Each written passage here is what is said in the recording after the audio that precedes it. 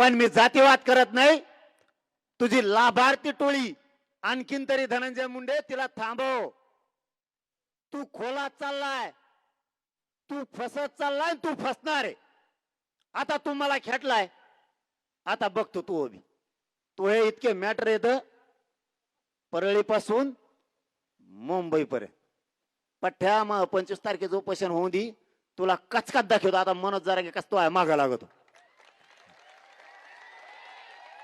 माया नादाला लागतो. मी त्यांच्यावर त्यांना अर्ध ध्यानात राहिलं, मी बी अर्धा गेलेलोच. मी बी काय सुईचा नाही. मी 25 दिवसात त्या धन्या मुंड्याचं नाव घेतलं का? तोंड सुद्धा नाव घेत नाही तुझ्यासारख्या नासक्याचं. आम्ही आम्हाला ओरिजिनल लोक लागते त्याचं नाव घेतो आम्ही. असल्या कसल्या माजुरड्याचं नाव नाही घेत आम्ही. आणि तुम्हाला वाटतं तुम्ही लाडमुठीत, अरे मराठी लाडमुठीत लय जायलेत मग मागा लागल्यावर. तू काय याचं कोणत्या झाडच का पाला आहे, पण आम्हाला हे राज्य शांत ठेवायचं, इथं कायदा सुव्यवस्था बिघडू द्यायची नाही.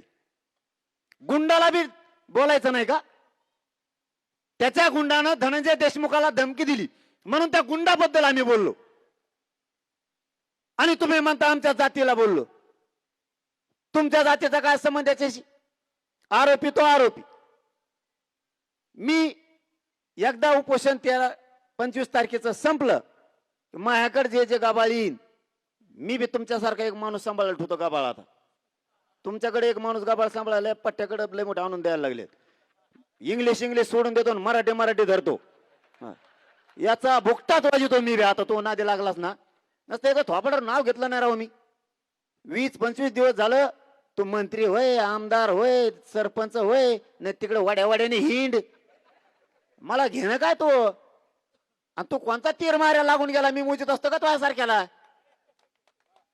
तू कोण तीर माऱ्या लागून गेला? तो नावच घेतलं नाही तरी म्हणतोय. ते कसले बदगी उठीत किरळ लागलेले शिळीचे शेपट, आणि ते बोंबलते हे असं करतो आणि तसा करतो. अरे मी किती किलोचा आहे त्यांना विचार. कसा फेसकूट पाडा होता त्यांचा, दोन्ही हाताने पुशीत होती, इतकाल्या जिप्पा बाहेर पाडल्या होत्या. काय सांगू तू? काय बोलावं? आम्ही तुमच्या जातीविषयी आदर सन्मान करतो आणि तुम्ही विकत भांडणं घेता.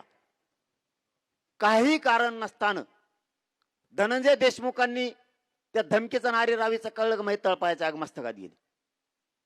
25 ते 26 दिवसानंतरच मी नाव घेतलं. तोपर्यंत नाही.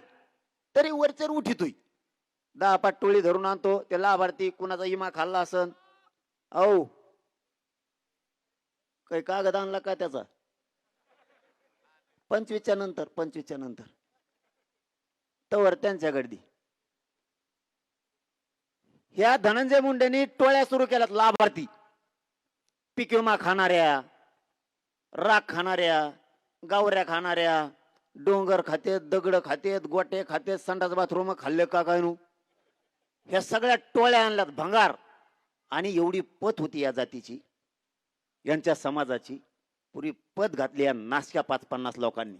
या टोळका आहे ना, त्यांच्या जातीची पुरी पत घातली. तरी या धनंजय मुंड्याला आणखीन सुधारणा. ते आपण कोणामुळे फसायला लागलो त्यांचीच पाठराखण करतोय आणि आपल्या विरोधात टोळ्या उठवतोय, लाभार्थी टोळ्या. प्रत्येकाचं काही ना काहीतरी घडलेलं असतं. आता तू आम्हाला खेटलाय, माझ्यावर गुन्हे दाखल करायला लावतो. देशमुखांच्या त्या धनंजय भैयाच्या पाठीमाग तुझ्या गुंड लावतो. बघू 25च्या नंतर. तू कुठं जात नाही, मी बी कुठं जात नाही. आणि बेत पीत नसतो मी धनंजय मुंडे. ते बनकर इथून पुढे तरी बेत पीत नसतो. तू 25च्या नंतर भेटू. आता जरा यागळ्या याच्यातच भेटायला लागल. ते लय चाबरेत, तसंच भेटायला लागल मला असं वाटतं आता. कारण आपण येतं मोकळ्या मनाचे, आपण जातो खरं बोलून. खरं पचाना, खरं पचत नाही. यांना खरं पचायलाच तयार नाही. हे खरे हकीकत मान्यच करायला तयार नाहीत. आता 25 तारखेपर्यंत शांत राहतो.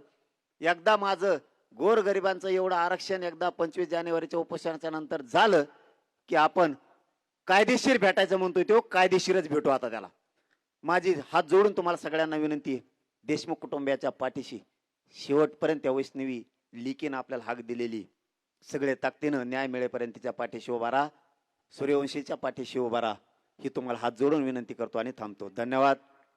जय शिवराय.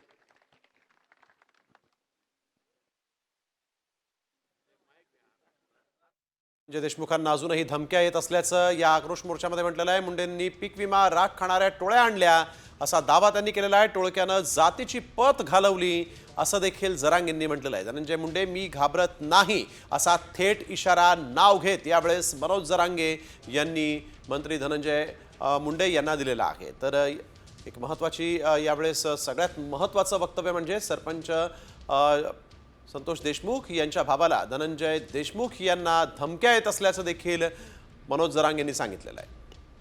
माझ्यावर 1000 केस झाल्या तरी मी मागे हटणार नाही. मी जातीवाद न करता न्यायासाठी लढणार असल्याचं जरांगे यांनी म्हटलं आहे.